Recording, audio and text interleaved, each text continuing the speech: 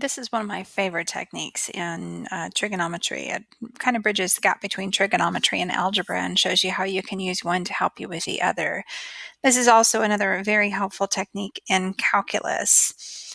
So they tell us in the directions we're going to use the trigonometric substitution to write the algebraic expression as a trigonometric function of theta, where theta is an acute angle, something between 0 and pi over 2. So they give me an algebraic expression here, and then they give me something to substitute. So they say in place of x, we're going to put 2 cosine of x. So I'm very literally just going to replace this x with 2 cosine of x. So if I do that, it would say square root of 4 minus, and then I'm going to replace the x with what they told me to, and that square is still going to be on the outside there. So in place of x, I've got 2 cosine of theta. So now I need to simplify this as much as I can here. So that 2 cosine of theta, if I square it, it would square both parts of it since they are just multiplied together. So that would give me 4 cosine squared of theta. Now I can start using some of the other techniques that we've been practicing there.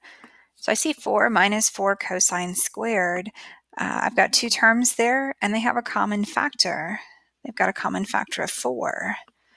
So if I factor out the 4, that would give me 1 minus cosine squared theta as the other factor. Now 1 minus cosine squared, immediately my brain starts saying, that's an identity. So I can replace that with something that's a little simpler also.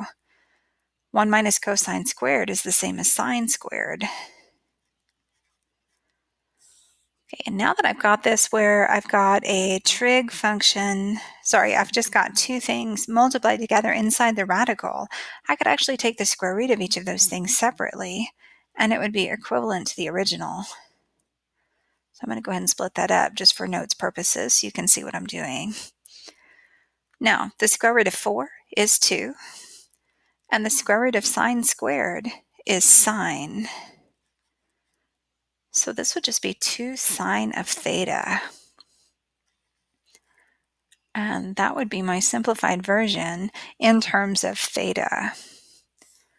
Okay, now you're going to try the last example on here and then answer the question on the Google form.